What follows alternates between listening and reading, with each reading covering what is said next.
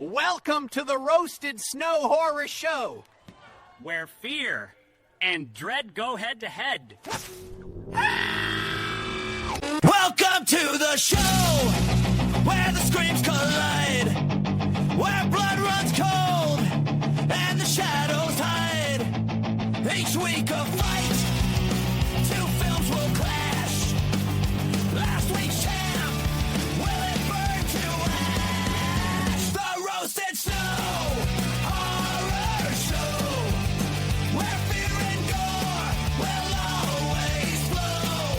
One film wins, one must go. The Roasted Snow Horror Show.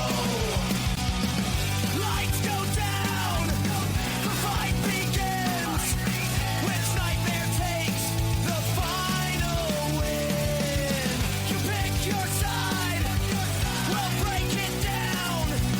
The Roasted Snow, the goriest showdown. and here are your hosts. Chris and Ryan!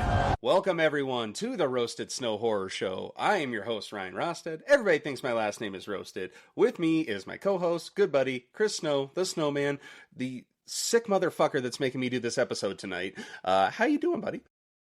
Fantastic. I'm amazing. How you doing, bud? I'm doing pretty good. We are recording this directly about 40 minutes after the Super Bowl ended, so congrats to the Seattle Seahawks. Thank you, for on behalf of all football fans for not letting us see the Patriots win another Super Bowl. So yeah, they destroyed my Broncos in Super Bowl 48, but I'll call this even because they destroyed the Patriots. So we're all square, Seattle. Shout out to Sam Darnold being the first quarterback out of that amazing quarterback class to win a Super Bowl, which was on no one's bingo card ever. No, he. That dude, first of all, I don't know how you can dislike him. Even when he was playing bad, he just, he's seeing ghosts, and then, you get out of New York and you win a Super Bowl. Saquon did it. He did it. Daniel Jones had a great start to the year. Either New York team. You get out of there, you're good. So, congrats. I mean, look at the Jets. They wasted Sam Darnold, obviously. They wasted... I'll say 1 year of Aaron Rodgers' career because he tore his Achilles, like it doesn't count. They wasted one of the greatest quarterbacks to ever play the game.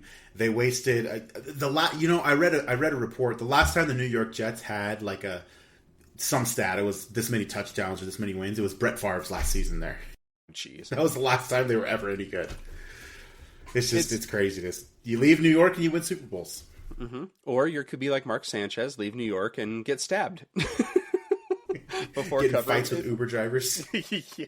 Somebody said they're like, it's crazy to think that we all forgot that Mark Sanchez got stabbed the night before he was supposed to cover a game and then got fired. It seems like it happened so long ago. But enough football talk. Congrats again, Seattle. So tonight we do have a couple housekeeping things to get to, but the episode that we are doing is Chris has been begging to do this one basically since we started the show. So it is we're doing the top 5 format for each of us, and our lists are going to be very different, I have a feeling. But we are doing top body horror. So Chris, you are majorly into this category. So do you want to tell the peeps what makes a body horror movie or into that subgenre? Absolutely. So you guys might have remembered the episode we did that are some of the most disgusting movies that we've seen. This one is tiptoeing that line, because when we think of body horror, we're talking about the movies that show bodies and human bodies and whatever going through some of the most disgusting, horrific, call them painful mutilations and just... When you think of horror and you think of gore and you think of the disgustingness and how disgusting a movie can get, body horror tops the list, because these are those films that show people going through these horrific transformations. They show people, losing an arm and a new appendage comes out and it's just full of blood and all the gore is there. So call it a gore fest. I'm happy about it. Body horror. Let's get into it, baby. And there are some of those movies. And I hope you're feeling sick after the week I hopefully put you through. Yeah, I actually, I did watch some scenes from movies that you have suggested, but I did want to keep this more like the ones that I had seen going into it. And it actually, it made for an interesting list. I made a lot of chicken scratches because some movies were moving up and down, and I think I have a fun little grab bag here. But a couple not honorable mentions. We'll get to that, but a couple things we wanted to get to. Obviously, thank you guys for listening to our PG-13 episode that wasn't very PG-13. So our lawyer said we had to apologize. So we're apologizing for that. Cassian said I had to. But we also had our guy Joe from Maine. He shot us an email with his top 5 PG-13, and actually was a really good list here that I was like, dang, that maybe should have made the list. But Joe's top 5 go. And I don't think he sent it in a specific order, so Joe, forgive me if I'm not reading this in the right order, but Joe's got Poltergeist, which we talked about a little bit at the onset of that episode. Gremlins, that one is... Thumbs up, good on you, man. Good on you. Love it. And one I cannot believe that both of us forgot, we never even mentioned it, but Jaws. I cannot believe that we did not talk about that. Maybe it's because I think it's actually PG and not PG-13, but Jaws... obviously, scared an entire generation from going into the water. So you got to give love to Jaws. Cloverfield, that one, I remember seeing that in the theaters. That's a found footage. 10 Cloverfield Lane was also great as well. That one could have easily been an honorable mention. And then topping it off, it's the Invasion of the Body Snatchers. So we have spoken about that one before. Super happy to see that. Yes, I spoke about that one in one of our previous one of our previous episodes. So I was super happy. Joe, shout out to you because that one was one of my favorite ones as well. Right. And you actually talked about it in the twist ending episode, which that got me thinking, and I cannot believe I forgot to mention this twist ending of this movie, and I'm interested to know if you've seen it. It's not. Okay. It's more of a thriller than a horror, but I'm going with Ryan Reynolds' Buried, and the twist ending in that one is absolutely just, I didn't see it coming, and it was just like, oh man, it's so heartbreaking. Basically, guys, that movie, Ryan Reynolds is in a coffin the entire movie. He has a cell phone. There's guys that want him for ransom. Basically, the way the ending goes, spoiler alert, he thinks that rescuers are coming to get him, and they're like, we're right on top of you, we're right on top of you. Turns out it's this different body that had gone missing, and then, it all caves in on him. That one just stuck out. I couldn't believe that I missed that one, but... man, so Joe, thank you for bringing those movies back. God, I can't believe we forgot to talk about a couple of those. But good. Yeah, Buried. I will also give a shout out to Buried because that was one that you get to the ending of that film, you want to talk about just depressing. Mm-hmm. How depressing is the end of that movie? Ugh. It's like, and I love the movies, and I've talked about it before, where it's like the singular setting, and like. I love movies like Phone Booth, obviously Saw, they're in the bathroom. This one, it's very claustrophobic. You are just in a coffin with one dude. And, Ryan Reynolds, say what you will about him outside of comedic roles, but I thought he did great in this one. But, yeah, Buried, not really... I guess it could be scary because it is claustrophobic, but it's not like Jump Scare City or anything. I think there's a spider or a snake or something in there with him, but nothing crazy there, but... with that, let's get to really fucked up shit. Do you want to start with any of your honorable mentions? I would love to start with some honorable mentions. So, a lot of these films, particularly the honorable mentions, there's a specific reason they're not in my list, and it's only because I've talked about quite a few of them on the show before. So I don't want them to take up time, because my hope is, as you guys listen to this, number one, I'll introduce you to a new genre of horror films that you maybe not have dabbled in before, and number two, there's a pretty good chance that some of these honorable mentions you've already watched because I can't stop talking about them. So I'll start with one of my favorite horror movies of all time as an honorable mention. I gotta go with The Thing. And that absolutely qualifies as a body horror film. It does. We're talking about the 1982 original John Carpenter's The Thing. The special effects of that film hold up to this day. I mean, I would say there's some of them are even better than the things we see today. It's terrifying. It's scary. It's got Kurt Russell. I mean, everything about this movie works. Everything about this movie, in my opinion, is perfect. It doesn't have a single misstep. So that's one honorable mention. I'm also going to throw in The Fly as an honorable mention. We did talk about this one during our... You knew it was coming. You had to know it was coming. We talked about this one during our most disgusting movies we've seen, and for good reason. And The Fly capped off that list for me. But The Fly is definitely an honorable mention because when you talk about a movie that will genuinely make you feel queasy and make you feel like, yeah, there's nothing else about this that I want to watch, nothing else about this that I want to see. Jeff Goldblum's transformation over the course of that film into the final incarnation of the Brundlefly is one of the most disgusting body horror pieces. It's one of the most disgusting things I've ever seen. So going into this list tonight, that definitely says a lot. But that's a second honorable mention for me. What about you?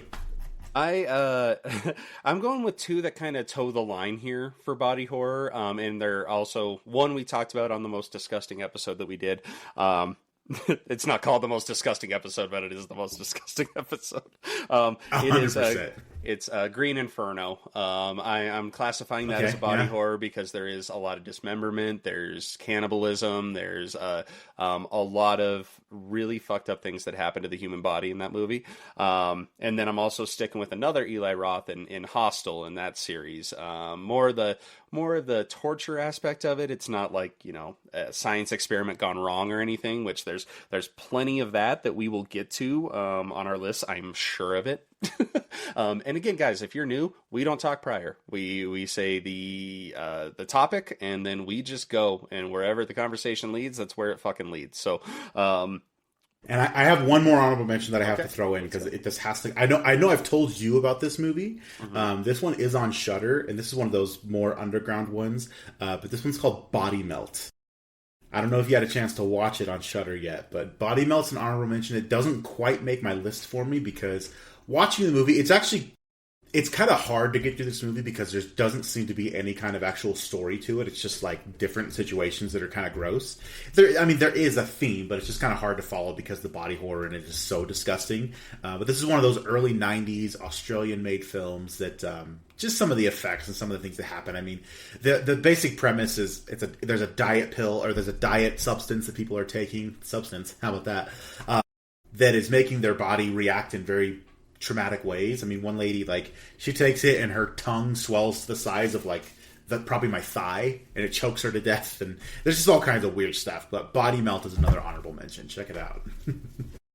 Nice. My last honorable mention, and this one, obviously, I'm not going to say it's mainstream. It is an indie film, but everybody has heard of it, whether you like horror or not. Human Centipede. Cannot go without this list without talking about Human Centipede and how disgusting that is, and its subsequent sequels. The sequels don't really offer that much more, but the first one, if you guys don't know, it's basically three people that are surgically tied to one another, ass to mouth. If we go for a Clerks 2 reference. Insert the picture, the drawing of it right here. Yep. It's absolutely disgusting. There's a funny South Park episode where he's like, okay, do you want me to eat the cuttlefish or the vanilla paste? And they're like, vanilla paste. It's like, which would you rather I eat? Should I eat the cuttlefish and asparagus or the vanilla pesto? Cuttlefish and asparagus? Very well, I will eat the cuttlefish. You want me to eat the cuttlefish? Okay. So I want to cut a fish. Hold on, Kyle. I believe in you. It's so disgusting. And actually, there's not that much gore in that, but just the psychological aspect of if you were in that situation, how what position do you want to be in? Obviously, you want to be at the head of the train there. You don't want to be anywhere else. But just disgusting, absolutely disgusting. Yeah. So cool. What's your number 5?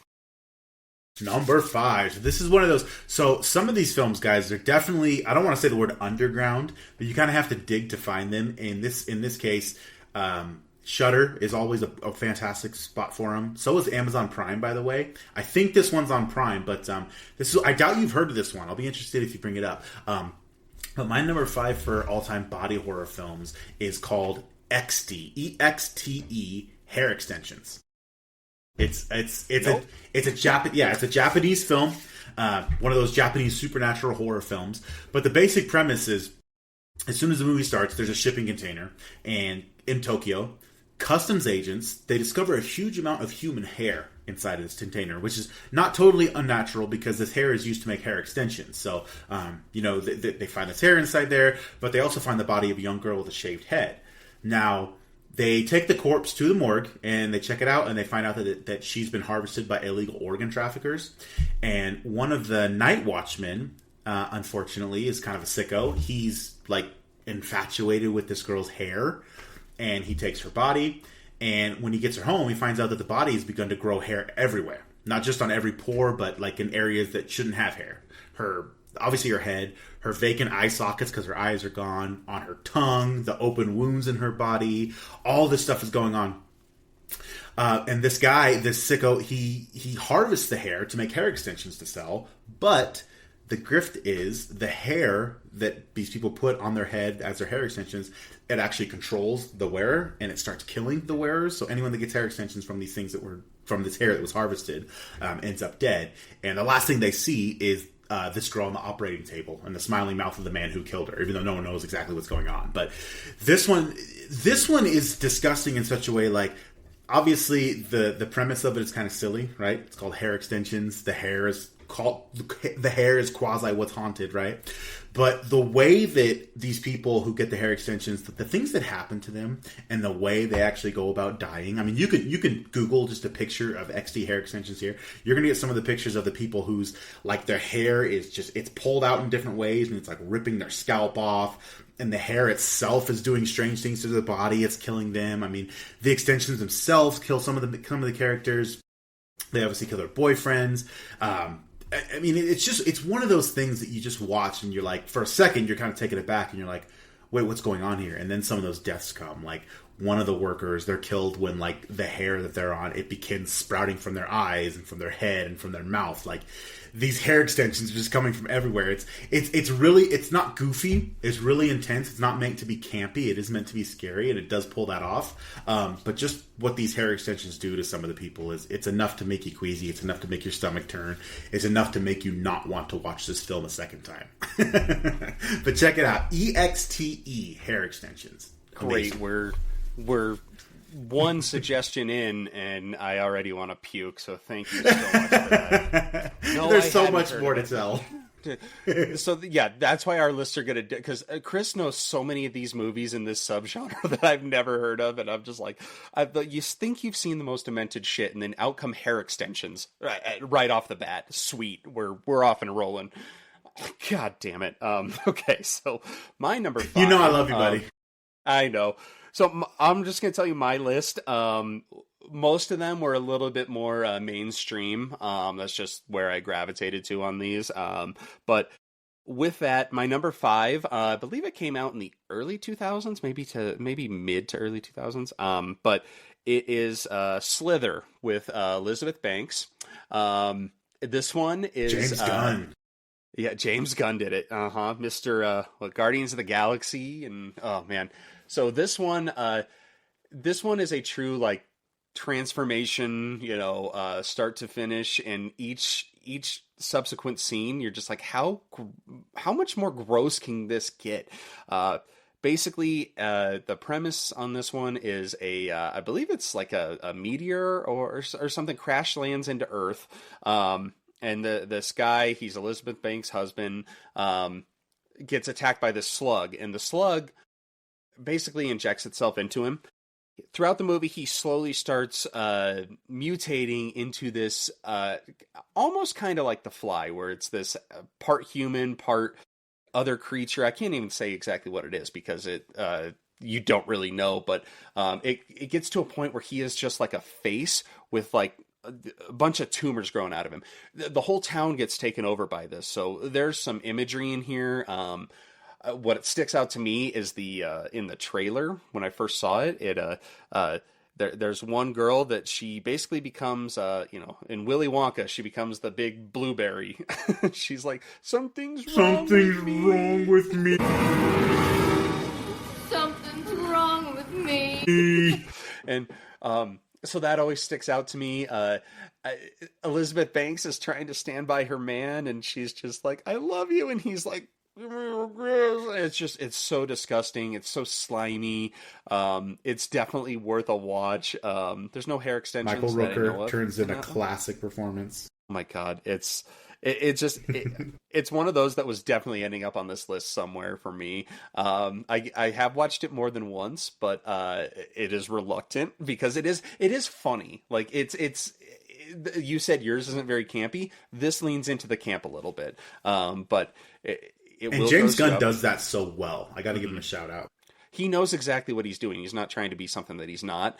He knows if you're going to go see a movie about a mutating slug, probably not going to be terrified, but it is going to give you some imagery to make sure you don't sleep well that night. So that's what I got. I got number 5 is Slither. So number 4. This one is so much fun, and this one leans into the camp. I'm terrified. And I'm going to shock you guys. This film is directed by none other than Peter Jackson of Lord of the Rings fame. We're going all the way back to 1992 for a film that actually has 2 names. The original name of the film is called Dead Alive, but in America, in the UK, it is called Brain Dead, is the name. Brain Dead Alive. This is... Brain Dead Alive. That's actually a good way to put it.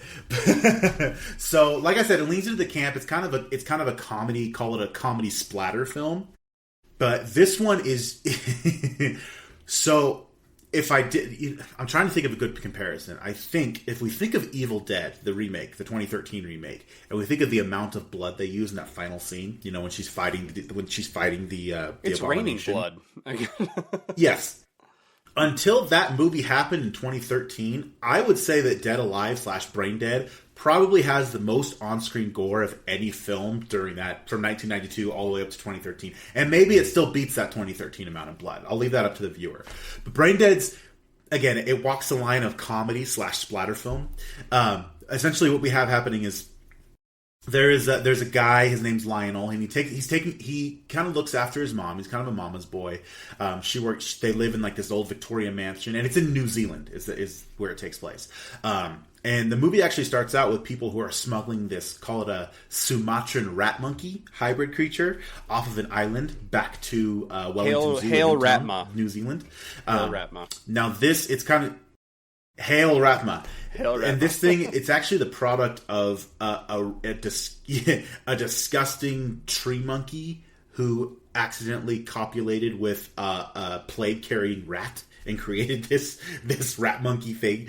They smuggle it back to the mainland, they put it in the zoo, and Lionel, who's actually trying to not be such of a mama's boy, he decides he's going to go on a date with this girl named Paquita. They go to the zoo, and his jealous mother cannot leave them alone, so she stalks them when they're at the zoo.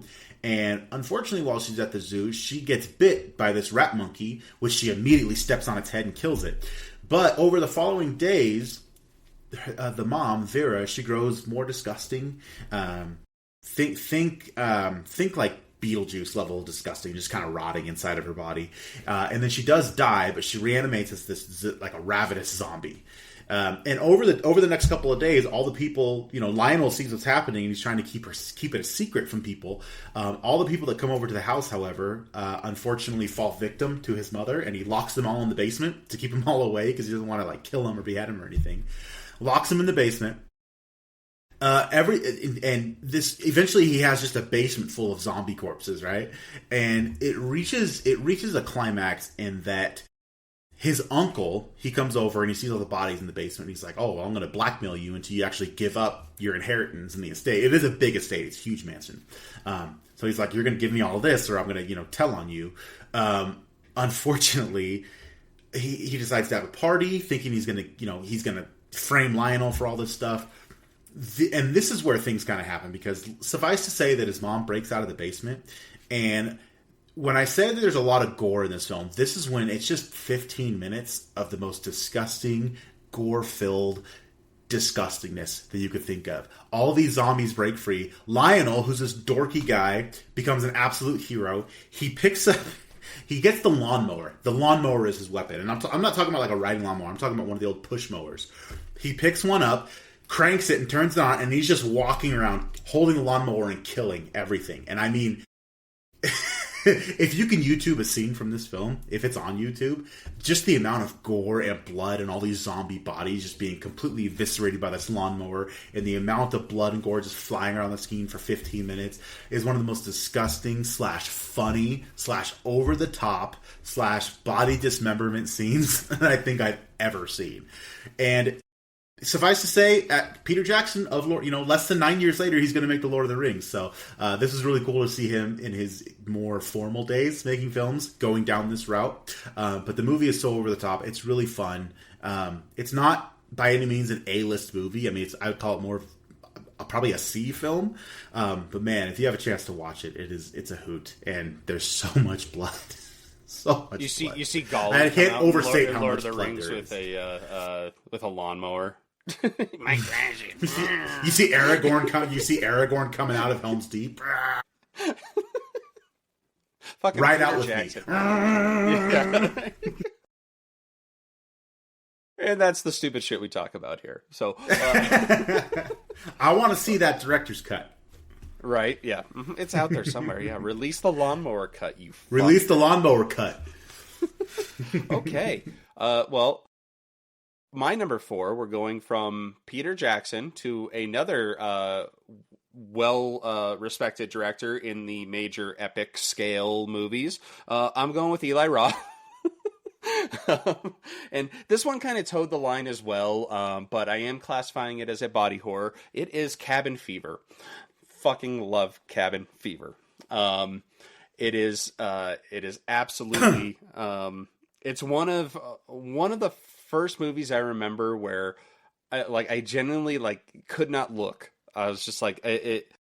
Basically, the premise of this one, guys, is you've seen this movie before. It's a bunch of friends hanging out at a cabin in the woods, but the water in the it's this creek that goes to it's their water supply is contaminated with a flesh-eating virus.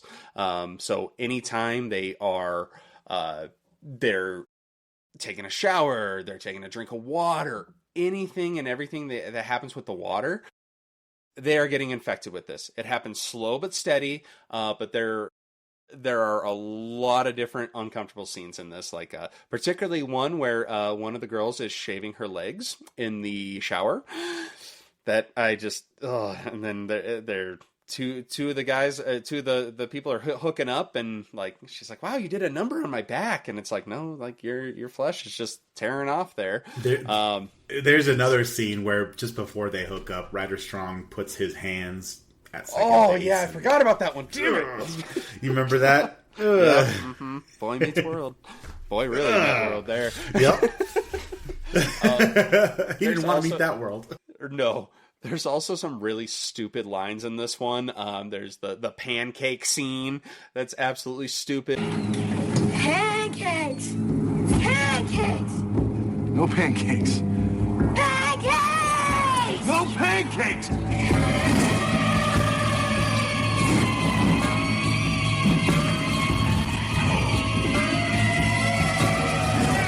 There's a really funny one with a guy that swallows a harmonica, and they do it in a really funny, campy way. Car, man. I just want to get into town. Why don't you just fucking You're relax wasting and your grab a fucking beer? fruitcake. Back off. You're not going anyplace. Party. Fuck! Shit, man.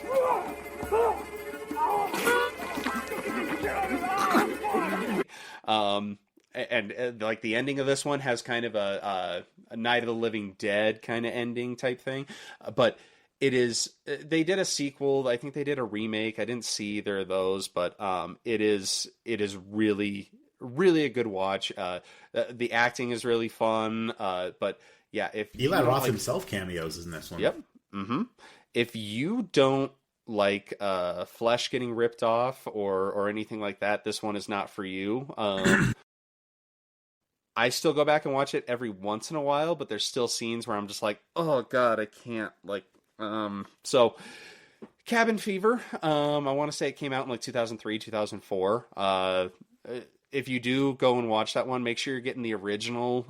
Like I said, I can't speak on the others, but I doubt they're as good as this one. It is very uncomfortable, and it's a fun ride.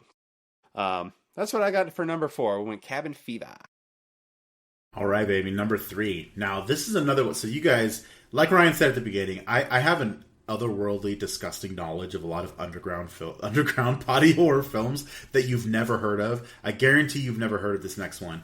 And I'm just going to tell you what it is, and then we'll talk a little bit more about it, because I need to start off by saying I don't know why or how this film was made, but it is called Street Trash. I believe it's late 80s, 87, 88. I do not understand I don't know how this film got made, why it was made. I will say that. The plot of this film is next to impossible to follow, similar to my first film. Similar to one of my honorable mention films. But Street Trash is, I don't even know how to describe it. The basic plot is an old liquor store owner in Brooklyn, in New York City. He's just he's in this basement looking for things. He pulls out a box of old liquor that dates back to the 1920s. It's called Tenafly Viper. And he's like, well, okay, it's gone bad for sure. But he's like, well, I'll just sell it to the local hobos. They're in Brooklyn. It's Brooklyn in the 80s. So he brings it upstairs, puts it on the counter, says $1 for this liquor.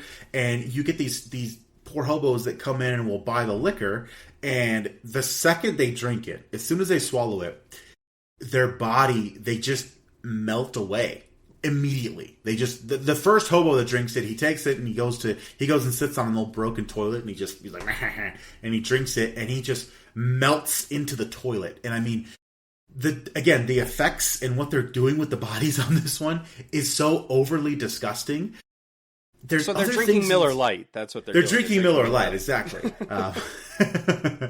There are other things in this film that make it so painful and hard to watch that almost actually have nothing to do with the drink itself. I don't know, Ryan, if you've ever watched a film where they're playing keep away with a man's severed genitals while he's trying to get them back. No, but in Hostel they play soccer with a severed head. Yeah, this one they cut the man's genitals off and they're playing keep away with it, and he's running back and forth trying to get it back. It's so absurd. There are unspeakable acts done to corpses in this one that I don't even want to talk about. This is not a film that I'll ever watch again. It's one that I saw one time because I was like, what's on Shudder? Oh, this is interesting. I forced myself to finish it. I will never watch it again. If you guys want to take the dive and take a look, by all means do, and then give us your thoughts in the comments below.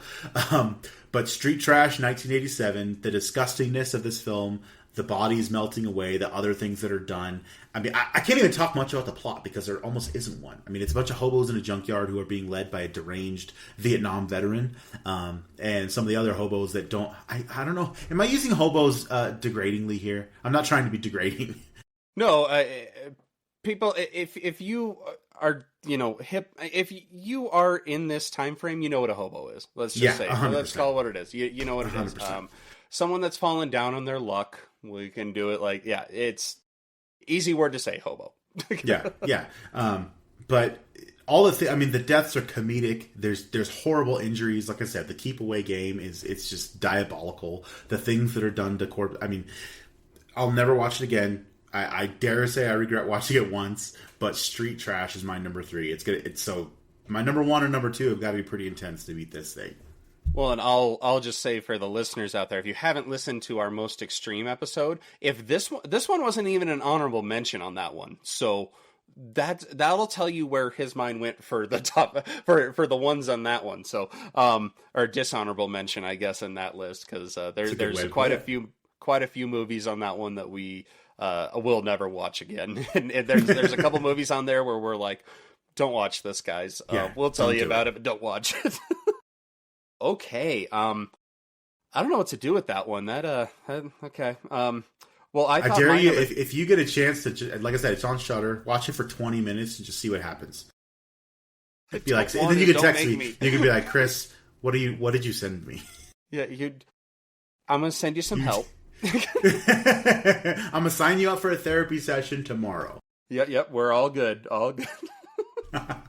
This has been a PSA from Roasted Snow, but my number 3. Before we started this list, I thought it was pretty fucked up. Now it seems pretty tame in the interim. But It is the newest one on this list, and I'm willing to bet it's the newest one on your list as well. And you briefly mentioned it in a little side comment, but I'm going with The Substance. This one, good choice. I'm not going to get too much into it because we did talk about this in the most disgusting, the most extreme horror episode. But there's so much ass in this film. Can I just start off with that? Ass. Yeah, there is a all lot of over. ass in this movie. A lot. It is basically the premise is Demi Moore. She is a aging movie star, fitness show star in Hollywood. She gets replaced. They're looking for somebody younger. As the title suggests, she finds this substance, this back alley substance, and not giving anything away here, but she's able to find her younger self, so to speak. But the body horror in this one basically comes because the substance is abused. There are rules given out throughout the movie, and they break pretty much every fucking one pretty quickly. That's why we're talking about it here. But a great performance by Demi Moore. Dennis Quaid is in it. Yeah. Dennis Quaid is in it. You'll never eat lobster again. Shrimp and lobster, yeah. Yep. Never eat. Yeah. The cinematography in this one's great. But yeah, it is. There are a lot of visuals that will stick with you, especially when they get to her final form, Monstra Lissasu. But it is a very well done film. It has a lot of really good social commentary on it. If you haven't already seen it, I am going to put in right here. John did a John's Jingles on it, so we are doing a right here. If you didn't hear it before, here's John's Jingles. And what John's Jingles is, if you guys are new. My old boss, Jingles. Yeah, my old boss, he used to text me when he was watching scary movies, and it was the funniest shit I had ever heard. So now he'll text me. I will put it into a prompt as lyrics for a song. And some of the stuff we get is just gold. So hope you guys enjoy it. This is his take on The Substance. So especially if you've seen it, you will just die laughing on this. So here we go, John. Take it away. Here we go. Okay, my boy Ryan asked me to watch a movie about a chick hooked on crack or some shit. Don't know how scary this will be. Don't get me wrong. Crack is bad, but not sure scary bad. Yep. An egg like the old drug commercials. Oh, what the fuck? I think this has Demi Moore in it, one of those chicks. Oh, snap. Gonna drop a deuce in the men's room. Yep, fart humor is hilarious. Dude just crushed all the shrimp. Sorry, there goes your billboard. Oh, fuck. Yeah, happy fucking birthday. Is there a problem? Yeah, you got Dr. Frankenstein the intern. Oh, yeah, hi, Fred. Oh, I thought that was like an Ozempic shot. Guess not. Chugging martinis, I knew this was about a drunk. She is a landman, which is pretty fucking sweet. Dumpster diving, that's a sign you got a problem. Yep, that's a crack house. Nope, you gotta crawl under that bitch. That's a really nice crack house. That's a lot of shit to remember. That's a big needle. Fuck that. Man, I would suck as a drug addict. That's nasty. F me. Looks like antifreeze. You a fuck. What the ever-loving fuck? She just reversed alien that shit. This is the best scary movie ever. And then she yanks up a bunch of antifreeze. Damn, that shit came with a sewing kit. Oh shit, where does that big ass thing go? Those guys are some Matrix looking fuckers. Yeah, sick ass on the bathroom floor. What do they mean by switch? Oh shit, she's up. 2 eggs, nice touch, Mr. Director. Man, her back has to killing her. Makes me want a Diet Coke. She didn't switch. Not good. Oh shit, I am no doctor, but that finger is fucked. Should've done crack. So is she paying for this shit? Or is just here take some fucked up shit on the house? Worst drug dealers ever had. Mo Calate, like my boy Ryan. For a good time call, Fred. Dude, that finger is a deal breaker. That is just nasty. Yup, better glove it up there, OJ. Oh man, she's going full Joker with the makeup. Fred blowing up that shit. That's some Dr. Pimple Popper shit right there. What the fuck? KFC in the house. New Year's Eve. Sorry, gonna need that week off. That shit hurt just watching it. That knee is jacked. Jurassic Fitness. Fitness this fist up in this turkey. Uh-oh. That back splooge is looking nasty. I told ya. Should've took that week off. Oh shit, my precious. Some Gollum ass shit. Here is your Uber Eats. Uh-oh. Can't fight. Looks like those aerobics are paying off. Damn, Gollum can take a hit. Sue is just me. Oh man, she should've called in sick. This ought to be good. Oh man, that's some old school hockey shit there. No, not the finger. Oh shit, that was her ear. Gnarly. This is some serious thing shit happening. Fred is looking pretty good right about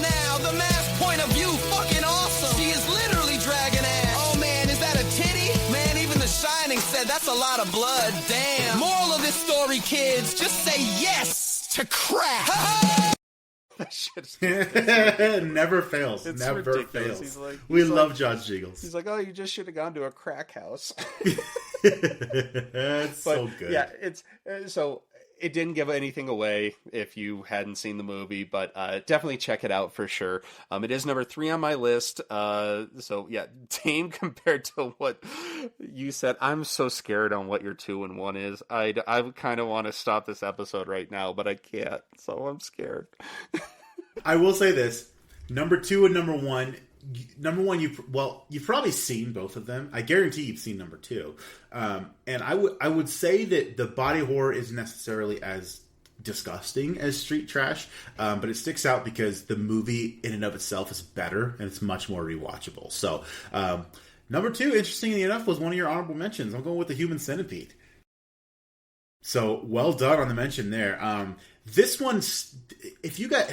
So little needs to be said about this film because you guys, number 1, you've either seen it, you've heard about it, or you absolutely have stayed away from it because of one of the first 2.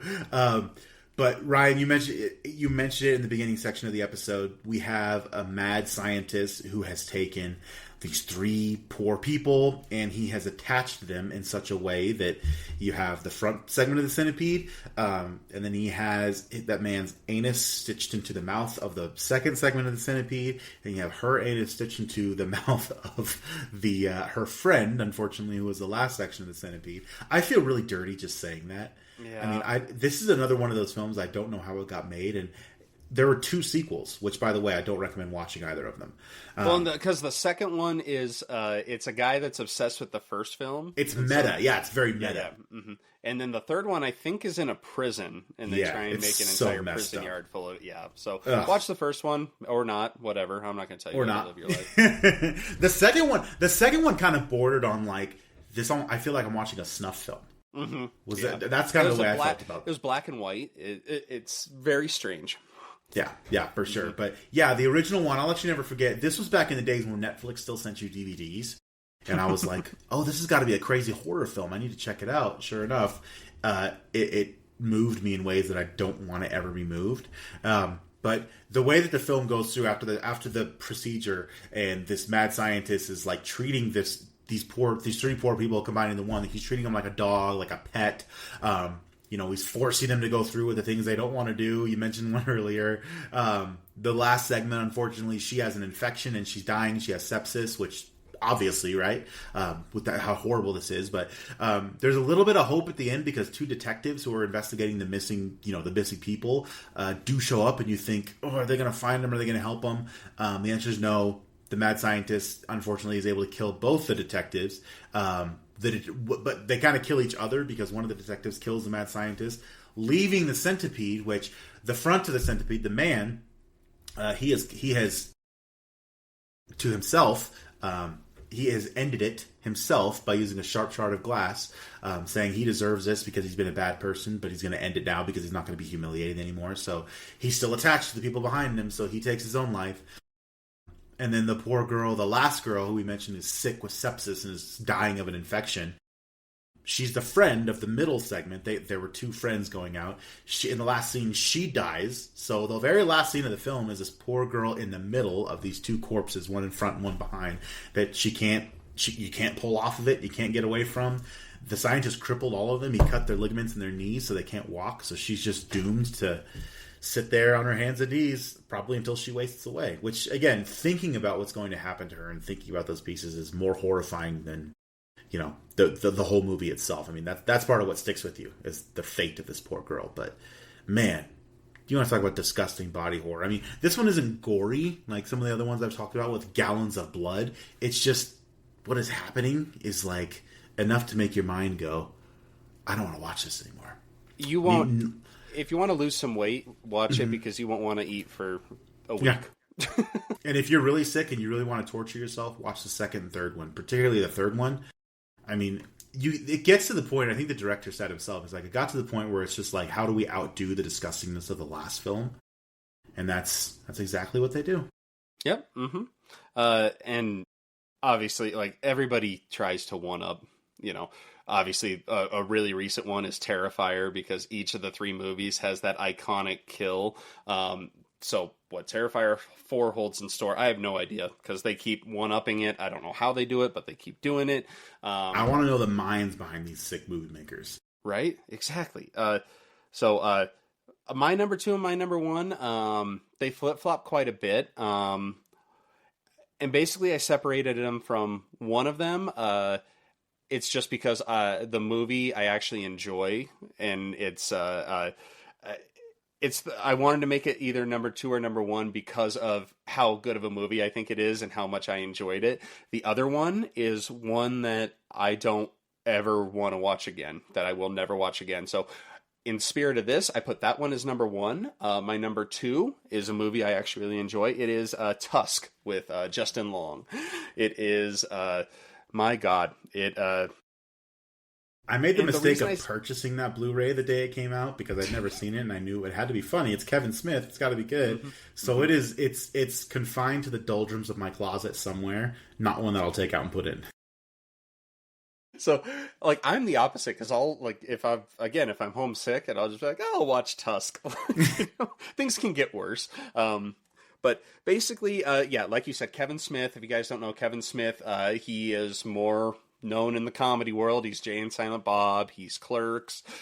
He is, what else has he done? He's done quite a bit. Dogma, Chasing Amy. Yeah. Jay and Silent Bob. Cop Out. Mm-hmm. So he's... Zack and Miri. Mm-hmm. Zack and Miri, God damn it. Her name Bubbles. Another Elizabeth Banks that gets thrown on this show. So Slither, and the sequel to that is Zack and Miri Make a Porno. But anyway, so Kevin Smith heavy episode today. But so it came out that he was going to do a horror movie with Justin Long, and you're like, okay, I'm interested. I think I saw this one. It was like a 10 o'clock showing on a Thursday night, and it was like, and I mentioned it before on the show that I took my wife to it, and she, to this day, does not forgive me for taking her to this movie. Meanwhile, I'm just like, this movie is I'm so gonna have to ask good. her about that. Oh, yeah. I gotta ask her about this. She hates it. Says it's one of the worst decisions I've ever made, which I will combat tooth and nail because I make a lot of dumb decisions. So, mainly, so the premise of this one, it's really ridiculous on paper, and it's even more ridiculous when you watch the movie. But Justin Long can carry anything. Basically, Justin Long is I can't remember if he's a podcaster, just an influencer. He does a show where he interviews interesting people, and he's like a podcaster. So, yeah. So he and actually Haley Joel Osment's in this movie. Mr. Sixth Sense. He's in this one. He's kind of his podcast partner. But so Justin Long goes to Canada, and he's at this bar, and he sees this. It's a flyer, and it says like, "Hey, call this number for an interesting conversation." So he needs content. So he's like, "Oh hell yeah, let's do this." He ends up going to this guy's house, which it's already creepy horror movie vibes. And this guy tells him how, like, he in his travels, he worked on the sea, and he almost died at sea until he washed ashore, and this walrus saved his life, and so this guy's obsessed with walruses. This movie is called Tusk. So Justin Long, he is drugged, and he starts becoming this guy's mad science experiment, essentially turning Justin Long into a walrus. And Mr. Walrus, Mr. Tusk. Mr. Tusk. Tusk. Tusk. And when I tell you, you can never unsee Justin Long as a walrus, I mean it. Oh God. And it's horrifying. The sounds he makes, And this isn't just like they put in big teeth on him, or like, no, he is a full-fledged, like, monstrous, like, nightmare fuel version. He's got the mustache. Like, the man takes his femur bones, sharpens them into tusks, and installs them up in his jaw. So it's literally like a walrus with tusks. And this one isn't super gory. I'm getting sick just thinking about it, dude. It's so horrifying. like they don't show a ton of it though. They show like the transformation, obviously, and like the reasoning behind it gets a little silly, but and it's a heartbreaking ending because spoiler alert if you haven't seen it, it doesn't end well. It's much like a couple other movies, like it's like Human Centipede. Justin Long, he's able the fate of this poor guy is horrible. I know. So Justin Long in the movie, he has a girlfriend. There's a little side plot about how this girlfriend cheated on him with Haley Joel Osment. He doesn't know about it, whatever.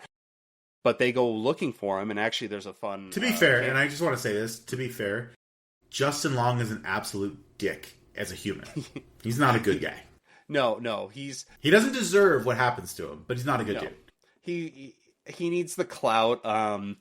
He kind of takes on the role, if you've seen Barbarian, kind of how he is in that. He's not as mean as he is in Barbarian, but Justin Long can play that good dickhead. He can pull that off.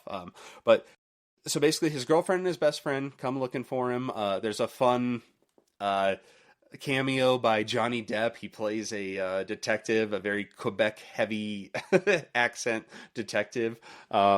And he's able to they're able to find him. And unfortunately, there's nothing they can do about it. So basically, they send him to an animal sanctuary.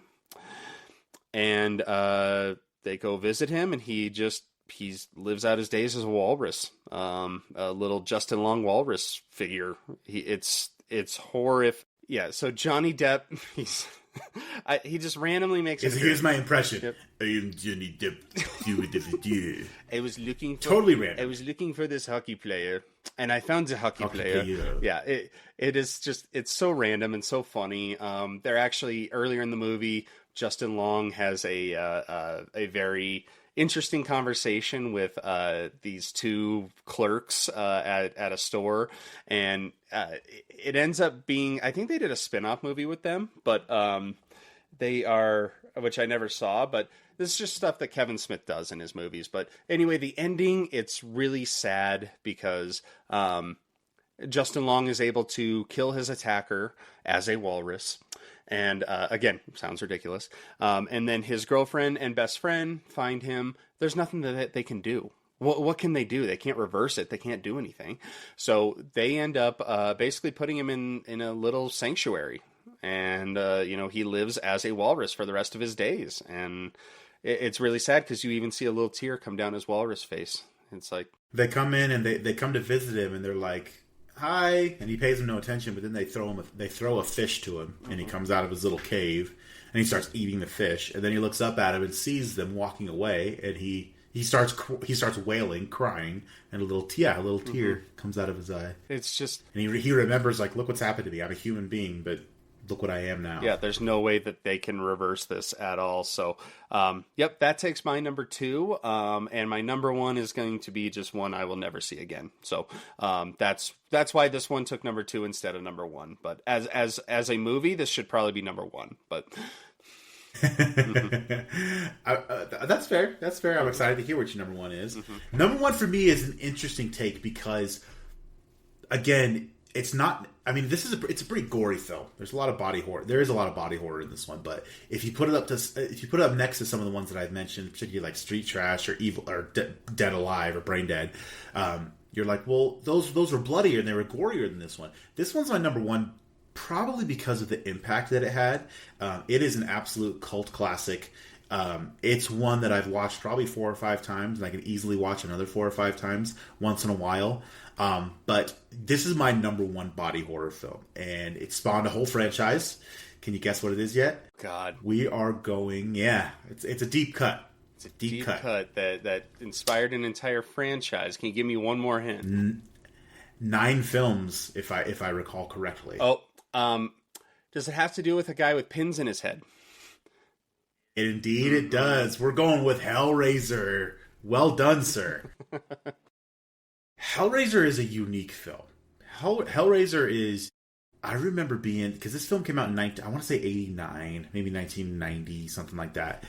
I will never forget being a 4-year-old in like 1992 or 1993 and seeing the trailer or the TV spots for Hellraiser 2 and just remembering Pinhead with like all the pins and stuff in his head and thinking like, this has to be the most demonic devil worship kind of film. And kind of is. Basically, Hellraiser, the premise of this film is a man, Frank, who is a complete hedonist. He lives for pleasure. Yeah, horrible person. He lives for pleasure. It's all about pleasure. He has exhausted every carnal pleasure in the world, and he's searching for more. He comes across a trader in Morocco who has a little puzzle box. And the trader tells him, like, if you solve the puzzle box, it'll open you up to pleasures you can't even imagine. So Frank takes it back home to America. He does figure out the puzzle box, and the second he opens it, it basically opens up a portal to another. Call it hell. Opens up the portal to hell, and as soon as he opens it, hooks come in and just snatch into his body and rip him apart in the attic of the house. And 2 years later, his brother and his brother's family, his second wife and his daughter, come to the house. They're going to live in it. They're going to have to take it over and get it all spruce it up again. It is a nice house, and the dad, Frank's brother, is in the attic, and he cuts his hand and blood splashes on the floor, and that blood resurrects Frank in this ghoulish, like, rotted corpse kind of way. But he's alive enough to tell his brother's wife, Julia, who he had an affair with. Julia had an affair with him, I should say, and she's still obsessed with him. So he says, I need you to bring men up here so that I can regenerate and come back, and we can be together again. So Julia, this horrible one, she keeps seducing men, getting them drunk, bringing them back to the attic, and she'll hit them on the head, and then Frank will appear and suck their life force out of them. Now, that in itself is pretty disgusting, particularly what Frank does to these corpses to get his own life force back. But the movie really takes off when you learn that Frank, when he opens the puzzle box, it actually opens to a realm that's ruled by what are called the Cenobites. There's 4 of them. There's Pinhead, there's the Chatterer, there's, I believe, the Engineer is one of them. Butterball might be the name. And then there's a female Cenobite. And they're all in, suffice to say, these sadomasochistic, hedonistic, sadomasochistic beings, right? Pinhead calls them, some have called us angels, some have called us devils. Suffice to say that we're travelers looking for the greatest pleasures, that the universe has to offer. And unfortunately, we have been in this so long that we can't tell the difference between pain and pleasure anymore. And that's why when people open this puzzle box, the hooks come out and hook into their body and tear them apart and do all these horrible things to them. So Frank's niece kind of figures out what's happening, and Julia, and he kills his brother. All these things happen, and anyway, Kirsty solves the puzzle box too, and the Cenobites appear ready to take her. But she tells them that Frank, he's escaped you, because Frank was caught in the realm and being punished and tortured by them. She lets them know that, hey, Frank escaped, and they said that's impossible. They said, we'll spare you if you help us get Frank back. To which she agrees. So she goes back to the house. Frank has possessed her father, his brother. He's killed him and possessed his body and wearing his skin. So she gets him back into the attic. He admits that he's Frank, and the Cenobites show up to take him back to their hellish realm, and they capture him with the hooks again and pull him back into hell. And they try to double-cross Christy and say, no, well, we lied. We're not going to let you go as easy as you think. But she's able to get the puzzle box and reverse it, which shuts the portal and sucks all the Cenobites back to their realm. And this is one that, it's like I said, it's a cult classic. The disgusting gore in it is pretty gross. The body horror is terrible, but it's terrifying in that way of supernatural horror that actually works. It's not cheesy. It's not like, oh, this is an eye roll. It's like, oh, this is absolutely disgusting. It's horrifying. The things that happen to these people who solve the puzzle boxes and get pulled into the Cenobites realm. Because what could be more disgusting and more horrifying than these sadomasochistic demons that no longer know the difference between pain and carnal pleasure? To them, it's one and the same thing. That's a horrifying existence and a horrifying thing to be stuck in. So, Hellraiser is my number 1 body horror film of all time. That's a great pick. And I just remember Pinhead, and what terrifies me the most about him is that, like, yeah, he doesn't care. He's like, we will tear your soul apart. Tear your soul apart. No, he does not care. And this movie spawned more than just a franchise. It one of my favorite movies, Cabin in the Woods, one of the demonic creatures that is released is very Pinhead-esque. I think he has like a saw halfway through his head, but no, maybe you can tell where the inspiration exactly, and he's even holding a little box, and yeah, so and you hit the nail on the head that he no pun intended. Just what could be more terrifying? Because yeah, it's like, you know, they have no idea what they're doing to you. You can feel everything, good or bad. And yeah, people get their comeuppance, but yeah, I haven't seen every film in this series. They did just make I also have not. They made a new one. I think it's on Hulu.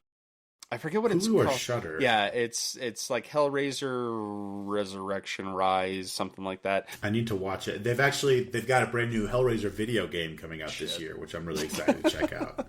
Great, can't wait. So you know I'm going to be talking about that here in about 6 months. Mm-hmm.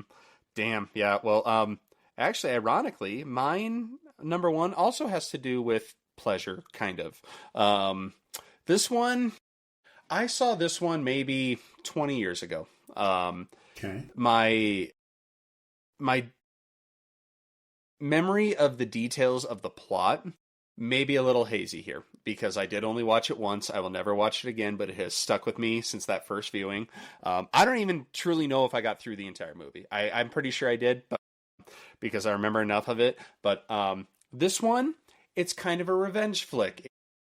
Whereas most of the movies we've talked about, what is happening to the person's body is really affecting them in a negative way. It is, it's making them into a monster. It's, hair extensions going crazy, this and that. This movie, actually, the person uses what happens to them in their body as a weapon. And as a male, this really affected me because guys are not the good guys in this movie. This movie is called Teeth. Oh, I know. I was going to say it's Teeth. Oh, vagina dentata. Vagina dentata. So again, pretty ridiculous premise, but basically a girl, she has teeth in her, what? Vagina. Vagina dentata. Dental teeth, yeah. Dental vagina. I remember this film. I watched it once. I couldn't do it again. Exactly. So you know exactly what I'm talking about. Basically, this one, and again, my memory is probably hazy. I think she gets essayed, and she ends up growing. Yes. And I forget if that leads into her. I forget how she actually gets the teeth in there, but like her first experience was the SA occurs, and the assaulter all of a sudden starts screaming, and he rips himself away from her and looks down, and his SA equipment is missing. And he bleeds to death because he jumps out of the cave and falls in the river. And she realizes she has these ingrown defense mechanism, should I call it? Yeah, let's put it that way. And she figures it out herself too, if you let your imagination run wild. But yeah, and they show everything. They show, and the actor, I still remember the dude's face, and when he loses his best friend. Yep. And like the sound effects, the sound design, it's like, it's disgusting. Maybe it's because we're dudes and it hit us harder. It's like, hey, guess what? But I can really get behind the message because if you essay somebody, you probably deserve to have that happen. So, 100% you do. Yeah. And she uses that as a weapon, throughout the rest of the movie, I believe. But, in my mind, there was no movie that disturbed me more when it comes to body horror than Teeth. And they don't actually, to my knowledge, they don't actually show like them inside her. I don't think it's like that, but they show the after effect after the sound effect, and it's munching down on something for dinner. It's having hot dogs, if you'd say. She goes to see the doctor to find out what's going on, because I would say the first half, I would say 3/4 of the film, she's not quite using it as a weapon as much as she's trying to figure out what is happening to me, something's wrong with me, and then all these things continue happening to her, and she's like, you know what? I have something that I can really ruin horrible men with, because even the doctor who's examining her doesn't she is lose going a too finger? far. He won't. Yeah. He was his whole half of his hand. That's right, yeah. Because she's like, stop, what are you doing? And he's like, yep, I know what I'm doing. Like, he's assaulting her in the doctor's room, and it takes off half his, and he pulls his hand back, missing his fingers, and his fingers fall out of her onto the floor. Look, a bite itself without, just a bite with bite marks would have been bad enough. But these teeth are super sharp. Yeah, they're just they're saw through clamps. It's gone. It definitely does send the right message. I'll give you that. First of all, if you listen to the show and you are thinking about anything like that, don't listen to the show. But it is definitely 1,000% a deterrent. It should already be a deterrent. As it should be. Human nature, it should just be a deterrent. But it just, again, it stuck with you to the point where you put it in the back of your mind. You didn't even remember you fucking saw it until I said something. You said it. I was like, oh, you're bringing up horrible memories. Mm-hmm. And I remember exactly where I was watching it, and I remember exactly the feelings I had, and how I am never watching it again. And never. I never want to see this again. But again, it stuck with me, so that is my number one choice. Hellraiser and Teeth. I'm pretty sure when this chick dies, she will be a Cenobite. Literally, 100%. A Cenobite. Vagina dentata. Look it up. Like, yeah. And I think actually the first, they do a title scroll and it says like, there's some poem or something. And then it's just like, yeah, vagina dentata. And even the doctor, where the doctor pulls his hand out, he's like, vagina dentata. It's a ridiculous premise, but it'll stick with you, especially if you're a dude. If you're a girl, I think it's going to stick with you in probably a more positive manner. I feel like this movie was one of those, because it came out in like 2007, one of those like, pro-feminist, like men are the devil kind of things. Well, and men are the devil in this movie, and they get they get what's coming to them. They get theirs. They do. Mm-hmm. We're probably having nightmares tonight on that one alone. I need to go watch a comedy before I go to bed. I know, right? Yeah, it's like I'm gonna throw on some old Vines on YouTube and just yeah, my favorite. I love Vine. I love Vine compilations. That R.I.P. Vine. Yeah.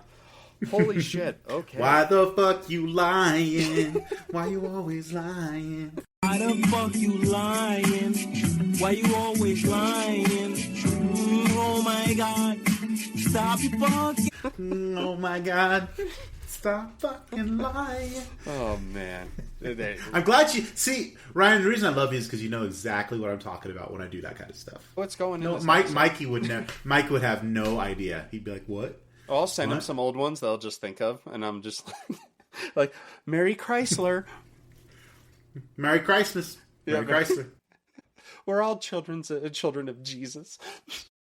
Look at all those chickens. One of my favorite ones, and it always pops up, is the guy scares the dude, and he goes, I could have dropped my croissant. Ah!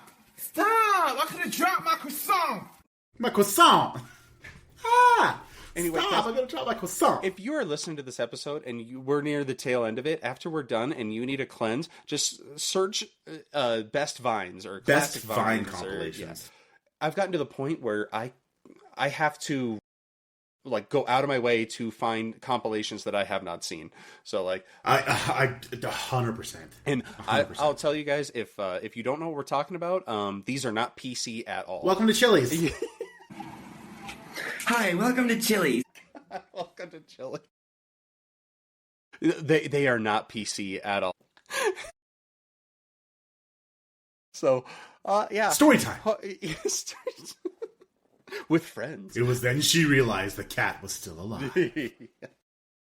I miss the simple days of Vine. Seriously, guys, check out Vines. Like they're awesome. Okay, so with that, yes, I'm definitely gonna need a shower after this one. Like I could have predicted that, but it even got more. Keep away. It got more messed up than I thought. You'll never let you keep away the same. No. Well, you're a dick. Wait a minute.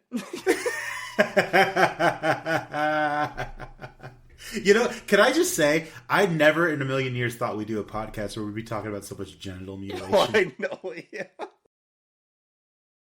How sick are we? What is wrong with us? We're really sick. Fuck. Okay. Well, with that, we've hit the part of our show where we each give a recommendation, which we've already given a bunch of, I don't know if they're recommendations, but what do you got tonight? I will say I'm really excited to give tonight's recommendation because this is a film. It's a little more not underground, but it's a little more less known. I actually watched it this past week because I found it on Amazon, the Blu-ray for like $7.99 at some point in the past. But I was digging through my closet, found it, had to watch it because this is a good one. It stars the late Treat Williams. It also stars the beautiful Famke Janssen. I am talking, of course, about a movie called Deep Rising. I want to say it was 1999, maybe 1998. But the premise of this film is a luxury casino yacht, a luxury casino cruise in the South Pacific Sea during a storm. All of a sudden, out of the blue, just kind of loses power. They're stuck in the storm. Come to find out, a monster has invaded said casino ship. And a ragtag group of mercenaries have been hired to board the. They were planning to board the ship and rob it while all these people were on it. But suffice to say, when they show up, they find it kind of a derelict and there's no one there. And they've boarded the ship. And the question is, will they get out of the ship alive? Because this creature has made this new ship its home. And what has happened to all the people that are on the ship is pretty gruesome. In fact, this could easily fall into our body horror list tonight. So, Deep Rising, Treat Williams, Famke Janssen. It is I think it's really cool. It's a cool action horror film. There are some pretty cool action set pieces in this one, particularly at the end when Treat Williams and Famke Janssen are using a jet ski to get out of this casino ship, if they get out of the casino ship. But yeah, Deep Rising's really cool. I think it's got a young Jimon Hansu in it as well. But yeah, definitely worth checking out. Deep Rising. Check it out. If you guys have seen it, let me know in the comments. I know that, like I said, this is one that kind of flew under the radar, but damn, is it good. Really good. It makes me completely off topic here, but there's the How I Met Your Mother episode where they are they're going to the bachelor party and they have a TV in their van, and so they're watching pornos and they're just like, man, Morgan Freeman's in this? He's in everything. And they're like, damn it, I grabbed the wrong Deep Impact. Man, I grabbed the wrong Deep Impact. Yeah, leave it in. It's a good movie. But, dude, there's no sex in it. Yeah, just like marriage. Huh? So, sorry, you said deep, and I wanted to stop thinking about vagina dentata. So, Vines, I'm coming to you tonight. Yep, you're gonna get a couple of clicks here. Okay, cool. Deep Rising. All right, sweet.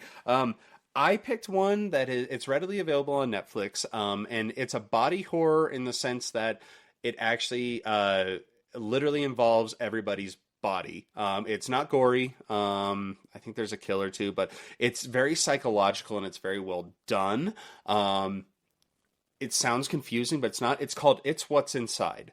It has basically, it is a group of friends and they play this party game where one of their friends is basically like, he's this super genius, and he's developed a machine where if you all are connected, this machine hits and you switch bodies with somebody else. And then the game that they play is you have to guess who's who and this and that. Obviously, it's a horror movie, so things go wrong. But it's really interesting because they explain it, but person A is not person A for a good chunk of the movie, and you're trying to figure out yourself as the audience who is who and why they're doing this and who is this and why. And obviously it's like some drama with the friend group comes in, like this guy and his girlfriend, they switch bodies and end up being other people that they wanted to hook up with. They end up hooking up with themselves, but it's other people, so it's weird like that. But the acting in it is great. The writing is fantastic. It is a mind trip, but it's expertly done. It's a really good movie. It's on Netflix. Highly recommend it. I would even say as a cleanse for this episode, because it's not gory. It's body horror in the sense that, what happens if Chris and I switch places? I don't fucking know. but I actually have not watched that one yet, so I will make a note of that. Definitely check that one out. It's not scary. It's not anything like that. It's more psychological than anything. But always need a good. It will take your mind off things. Let's put it that way. with that is our show tonight.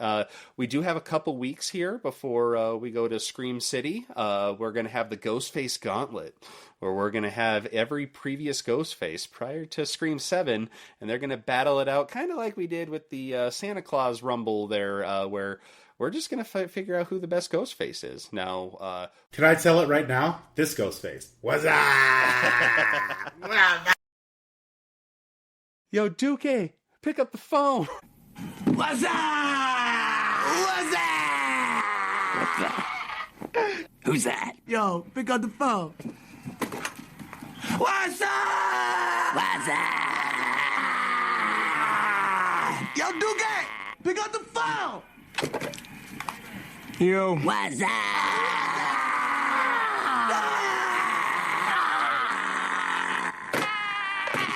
Pick it. Yo, what's up? We almost went a full episode. We almost went a full episode without a very movie fitting that that's a Super Bowl episode. It wouldn't be a Roasted Snow Horror Show if we didn't reference it somehow. It wouldn't. No. Yeah. What are you doing? I'm gonna slash you, gash you, slash you like a goat, fuck you like a goat. Play tennis with your balls and play keep away with your dick. Peace. Yo, that was the illest rhyme I've ever seen. That's right. I'm gonna slash and gash, cut another hole in your ass. I spill blood on the walls and play tennis with your balls. If the phone rings, don't answer the call. Gonna slit your throat, fuck you like a goat, peel your foreskin off and make a winter coat. Peace. Yo, that was the illest rhyme I ever seen, son. God damn it. Yes, so peel your foreskin off and make a winter coat. Peace. When the phone rings, don't answer the call. Yeah. So, yep. Check that one out. Sorry, where was I? Yeah, the Ghostface Gauntlet. Basically, yeah, we're just gonna do a random draw, see which two ghost faces go together. The winner of that will face the next random ghost face, and I don't know how this is gonna go. Is it gonna be who we personally like the best, who would win one-on-one, who was actually the most effective ghost face, who just fell flat? There's gonna be a lot of different things. You could have a Billy versus Stu matchup. You could have Billy versus his mother. You could have anything going here. So I'm really excited for that. We are going to plan to do a live Scream 7 episode review, all that. Date and time to be determined because tickets haven't gone on sale as this moment. So we will let you guys know and keep you posted on that to get in on that conversation. But we have that. And then on this Friday, we have kind of an under the radar movie that got into theaters. It's called Whisper. We're going to whisper the whole episode.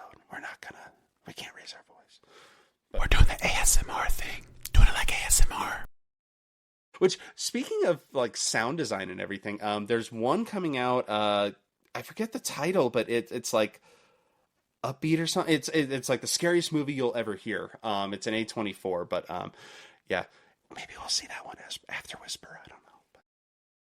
But I make a chance. But basically, Whisper is these friends, they find an Aztec death whistle, and if you blow it, shit happens. It's actually called Whistle.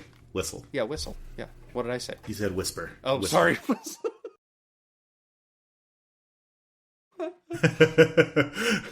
I was buying into it because I was like, did I not hear about this one? I was like, wait, he's talking about whistle. I can't whistle, so that's why I redirected to whisper.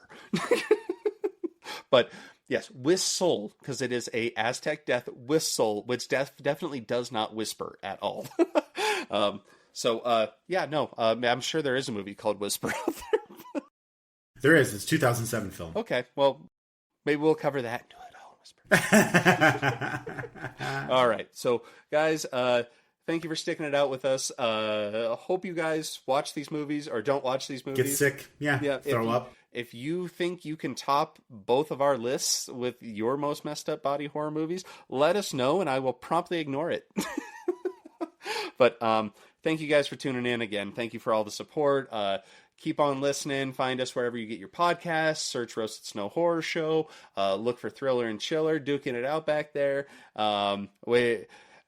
follow us on TikTok, on Instagram, Facebook, all those things. Email us at roastedsnowhorror@gmail.com. You can be mentioned just like our guy Joe was with his list on the PG-13 horror movies.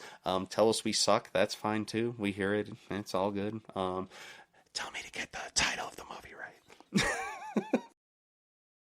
Then you want to have the ASMR freaks really excited about this. So, sorry. Last thing, I promise.